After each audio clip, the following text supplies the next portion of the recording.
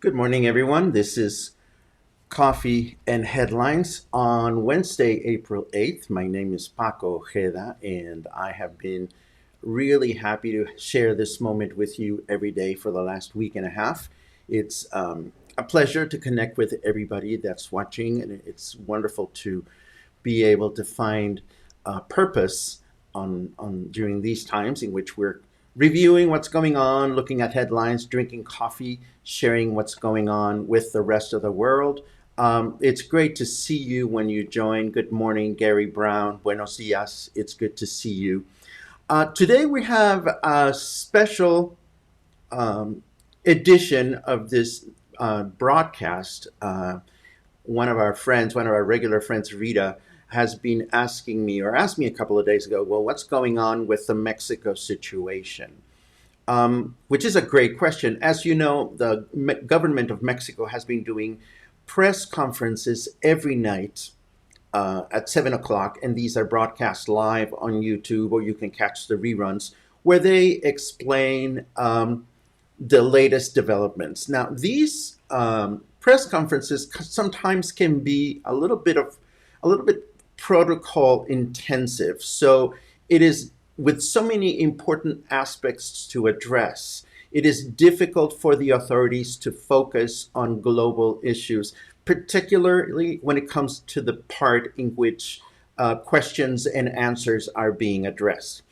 Yesterday, I was glad to stumble across a wonderful interview that López-Gatell, who is our spokesperson during this pandemic, gave. It was a 30-minute long interview, which has several advantages. Number one, it is a one-on-one interview. Number two, the questions asked were very smart and important.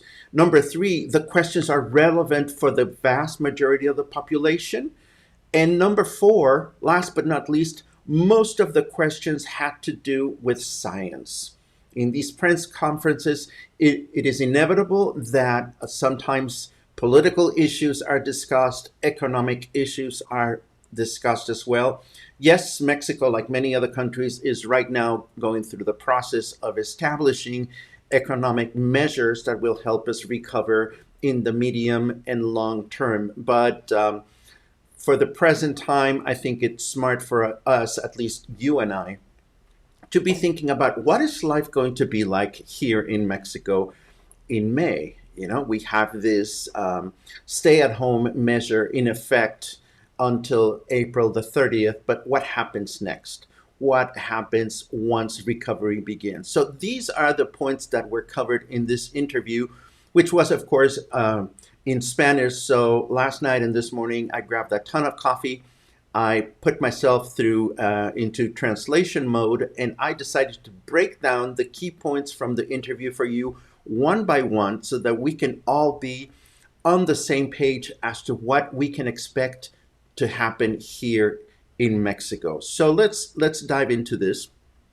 Again, the interview was with Hugo López-Gatell. He is the Mexican epidemiologist and infectious disease expert that has been addressing the nation and the world. He is the Undersecretariat of Prevention and Health Promotion at Mexico's Secretariat of Health since 2018. He graduated from Mexico's National University and subsequently got a PhD in infectious diseases from Johns Hopkins University. The interview was conducted by Javier Risco, who's a well-known reporter in Mexico. He has a show online and on television that is broadcast through El Financiero Bloomberg. And this was broadcast a couple of days ago on April the 6th. Um, Before we dive into this, I'm seeing a number of questions starting to show up in the comment section. Please give me a second to go through this presentation and we will go back to your questions and we will say hello to everybody that is joining us. If you have any questions in the meantime, feel free to post them as we're moving along. Anyhow, the interview began with a question: if the peak of the curve is expected to occur after April 30th, why hasn't the isolation period been extended? A little bit of explanation is due here. Um, there have been now reports that, isolation will continue after April 30th. And again, most of us are wondering, well, do we continue to keep safe distancing? Do we continue to stay at home? So what Lopez-Gatell explained is that isolation is determined by two factors. On the one hand, there is an increased decrease of new cases as long as we are able to follow safe distance guidelines. This has been proven in just about every country in the world. If we stay distant from one another, we diminish the possibility that the virus will spread. At the same time, economic activity must be taken into account. What does this mean? Well, it means that in Mexico, our economy was already affected prior to the arrival of the coronavirus because the virus started earlier in other countries, which means that as other countries, large countries such as China, started decreasing their economic activity, needless to say, this has an impact in all over the world, and Mexico, of course. Mexico is not excluded from that. Lopez-Gatell explained that to date, 300,000 jobs have been lost in our country due to the coronavirus. And one of the major concerns in Mexico is the hand-to-mouth population.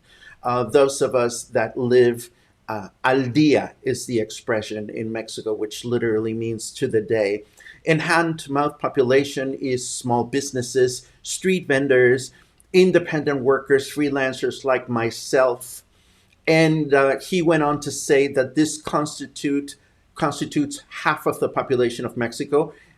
This is what he said. I'm not sure that the number was specific. The percentage could be slightly higher or lower. I don't know. He specifically said la mitad de la población, which translates to half the population in Mexico. And he emphasized that economic recovery for these particular segments will be very, very challenging. Then the reporter asked, is it expected that the largest number of cases in Mexico will take place during the month of May? Which Lopez-Gatell confirmed, yes.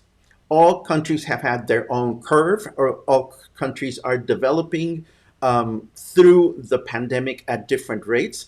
Mexico, he said, took preventive measures that other countries such as France, Spain, Italy, and the United States did not take 15 days in advance. So we are now looking at the curve in Mexico having a positive impact, which means that it is flatter than in other countries. Does this mean that we're out of danger? Of course not.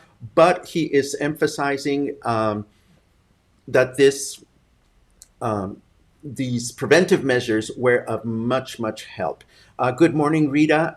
This is for you. You asked for more details about what is going on with our government and with coronavirus in Mexico. You asked for it, so this is dedicated to you. Lopez-Gatell also emphasized that it is not possible to stop the pandemic. There is no cure.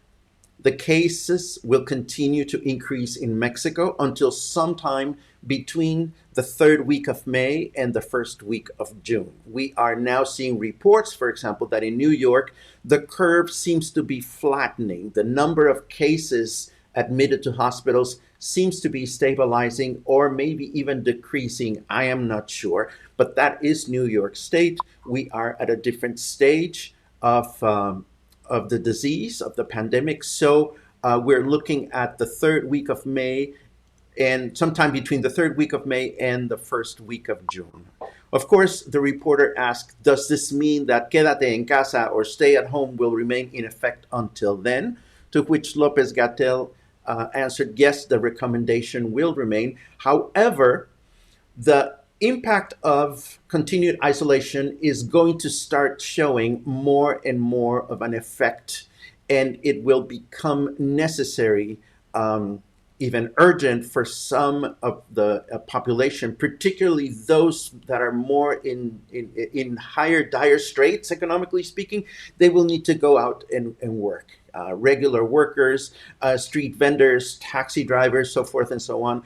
But we need to continue to isolate to decrease the number of cases. Starting in May, Mexico will enter a phase of what he referred to as defrosting, which is an interesting analogy, in which the government is going to begin recommending specific industries to resume activities. But this will be done in a systematic, organized, and territorial fashion, which means that, of course, areas of the country, such as Mexico City and the surrounding metropolitan area, will probably have to wait longer than other areas that are less affected to begin resuming activities. Also important to emphasize is to prioritize all those industries that will help encourage a faster economic recovery as a nation, as a whole. But he also mentioned that we need to keep an eye on the population that is at risk, which is population that is 60 years of age or older, pregnancy, and those with pre-existing conditions such as hypertension and respiratory diseases. This segment of the population must continue to be very guarded, be very isolated to prevent catching the disease. He also mentioned that the spread of the disease in the low-risk population, that is young people, will lead to immunity and thus a decreased transmission rate. This is a very important point for me. Coronavirus it's not comparable to the flu. We know that, but it is a disease, and like the flu or the cold or whatever you want to call it, whatever disease, we're all bound to get it at one point or another. I'm not being extremist here. I am just looking at what I read. We're all going to get this. So if the younger population, the population that is more likely to recover from it, if this population develops immunity, they will be less likely to spread the disease. So this does not mean that we're sending out the young population to become a guinea pig or anything. This is a fact. When a population that is at less risk gets the disease, the population becomes immune, and they don't spread it as much. But we all must remember this is a new disease. Researchers around the world are discovering how to deal with it on a daily basis. There was another question. The reporter said, well, everything you talk about is a good scenario for the next few weeks. What would be a bad scenario? And the reporter emphasized, I'm not trying to be an alarmist here, but what is a bad scenario to consider? And López-Gatell answered that when a virus is not very contagious, the overall strategy or the desired strategy is to decrease the length of the curve. In other words, if the virus is going to be transmitted and it's going to happen, then it's going to go away. Then what is looked for by researchers and medical professionals is that the virus comes and goes as quickly as possible. COVID-19, on the other hand, has proven to be a highly contagious disease. So it is essential that the curve is extended so that we can keep medical resources from becoming saturated. This is not the government trying to extend this period for the pleasure of it. It's the government and the science professionals wanting to make sure that as the spread of the virus progresses, we have the necessary resources to be able to address the medical needs in Mexico and the rest of the world. Again, not my words. This is what I've been watching, and I just want to make sure that we're all on the same page as much as possible. And of course, in Mexico, something else that is taken into account is the transmission curves that have taken place in other countries. And this allows Mexican specialists to better predict what is to come. To that effect, the longer we continue to isolate as much as economically possible, the more we will be able to minimize the spread of the disease in the long run. But again, he emphasized that this is a new disease, and having very many specific answers is next to impossible. New developments are happening day by day, which is why it is important that we continue to watch developments as they unfold. The reporter also brought up a very important situation. There was a question from families and parents of children with cancer about the shortage of blood in Mexican blood banks. And this is a very important thing to keep in mind. Even though we are all worrying about the coronavirus at this point, there are other diseases to be taken into account, and of particular concern rather, are cancer patients. López-Gatell explained that Mexico, for better or worse, has lacked a culture of blood donation for altruistic purposes for many, many decades. This is something that has been happening for a long time. So now in this period of isolation, blood donation has decreased even further and become a situation of concern. So campaigns will begin unfolding to encourage people to donate blood next week. This is something that those of us that are healthy should keep in mind to the best of our abilities. I know that Pam Thompson locally frequently makes requests for blood donation. However, these requests are often attached to a specific need, an emergency need. What is important here is for all of us to be mindful that at any point in time, blood is needed. If you have a sense of blood donation for altruistic purposes, this is a time to connect with local hospitals, to connect with local professionals such as Pamela Thompson, to find out what is the best way in which we can be helping this situation. Last but not least, the case for face masks was brought up. Is it safe? Is it important? Is it necessary for the general population to be wearing a face mask? Yes or no? López-Gatell said, again, that scientific evidence is changing on a daily basis. This is a new virus. They are learning as they go. He mentioned how the Centers for Disease Control in the United States a few days ago recommended massive use of face masks for the general public. However, 48 hours later, the World Health Organization stated that there is not enough scientific evidence, founded scientific evidence, to make generalized recommendations for its use. So in Mexico, it is not discouraged. It is not a priority measure at this point. And this is what I got out of this very helpful, very informative interview. Again, as I mentioned before, when López-Gatell addresses reporters on his nightly newscast, a lot of the verbiage used in these conferences is very protocol intensive. So it was good to find this particular interview, and it is good to share it with you. So now, with that out of the way, let me just very quickly say hello to all of you. It's great to see you, Catherine and Todd. Eddie, Leroy, it's always good to see you. Colleen Bixler, Paco time. Well, it's Colleen time as far as I'm concerned. Great to see you here. Gary Brown asks, who or what government official to you seems the most trustworthy? López-Gatell. López-Gatell is the primary authority we have in Mexico. He's not without his flaws. He's had controversial situations in his past. We can talk about those. He, like many other health officials, is going through the struggle of having to be alongside with our president. And of course, our president, like many presidents in the world, are concerned with bigger pictures. The economic picture is essential. However, Lopez-Gatell has proven to be somebody that I trust and I will continue to listen to on a daily basis. Pamela Cudlitch, oh my God, last names. Please forgive me if I mess up your last name, Pamela. Thank you for my morning talk. Thank you for chiming with us. Carmen Albert says, good morning.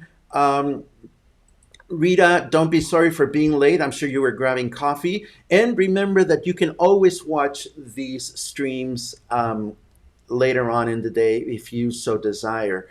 Mimi Lindborg asks, question for you. If the peak is expected in May, why is the stay-home order only until April 30th? I believe we addressed this a few seconds ago. Again, what the local authorities are trying to balance is the spread of contagion versus the economic needs of the country. And again, as I mentioned earlier, as we move forward at the beginning of May, certain aspects of industry will begin to be allowed to come out of isolation to keep health and balance in check. Louis Anderson says, thank you. Gary Brown says, I love Mexico's epidemiologist. He is a very charismatic guy. It is nice to be someone in my own country that has the ability to speak well in the camera. He and his wife are both health professionals, so it is good to see that he is taking care of this. Gary Green says, very informative. Thank you for the information. Well, thank you for staying in touch here. It's always a pleasure. Can I just comment that the face masks may not stop the virus spreading, but it is a reminder to not touch your face. Shane, you are absolutely correct. I am guilty as charged. I'm always reaching for my face. And of course, it is through that we are more bound to get the virus. Catherine Rochelle says, thank you for this. Catherine, thank you so much for joining us. Eddie agrees, Hugo Gatell is number one. Yes, absolutely. Celeste says, great summary. Thanks, Paco. I have to let you know in advance that Celeste is a very, very dear friend of mine from the theater community. She has done some interesting research on what it was like for Shakespeare to write plays during the plague and what it was like to be in and out of isolation. I'm hoping to have her live here with us so that she can give us a historical perspective. Please look forward to this in the next few days, or I certainly hope, Celeste, you are still on board. Jerry Ambry asks, is there any testing in PV? Not open to the general public as far as I know. Pamela Thompson might have a more complete answer to this.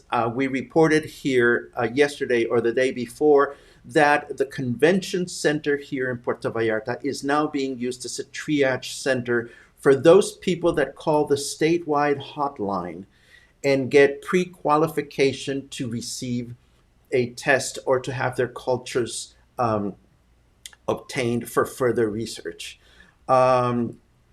Gary Brown says, we're going to need someone to bring donuts from now on, Paco. Bring donuts, you mean for coffee? I certainly hope so. I have my coffee right here. Donuts with coffee are always a good thing to have. What else? On another note, I must be extremely, extremely grateful at all of you who responded with such enthusiasm to my crash course yesterday on public humiliation Mexican style. Remember this dude? Well, some of you came up with some interesting names for him. Some of them I'm including here on the screen. It turns out that his name is Guy Carey. He was on the beach with his partner David. They are believed to be from White Rock, BC in Canada. They were staying at Loma del Mar condominiums, where a security guard allegedly said that yesterday they packed their bags and they left. All I can say is hopefully they left back to their home where they belong. And if I was to come up with a good Lord name for them, it would have to be Lord, go back to where you came from. If this whole business of lords and ladies is a mystery to you, look forward to a detailed article to that effect on my newsletter this week. The rest of the day is mine. The rest of the day is yours. What are you going to be doing today? Me, I'm really happy because in my last trip to La Comer, I was able to find these. These are manzano peppers, and I talked about them recently on my website. I use these to make my comfort salsa, and it's a 3-ingredient salsa that is really easy to make. If you want to make a salsa and acquaint yourselves with a pepper that is not very commonly used in Mexico, make sure to check my website and I'll give you a link to it. This is a manzano pepper. They're called such because they resemble an apple, but you would certainly not want to bite into one of these. Sometimes they're very mild, sometimes they're very spicy, so they are fun to play with. Again, I will have a recipe ready for you on my website at the end of this broadcast. And I think that's all I have for you today. As always, I welcome your company. I welcome your questions, and I'm extremely, extremely grateful for your tuning in. I hope to see you tomorrow. And in the meantime, have a wonderful rest of the day.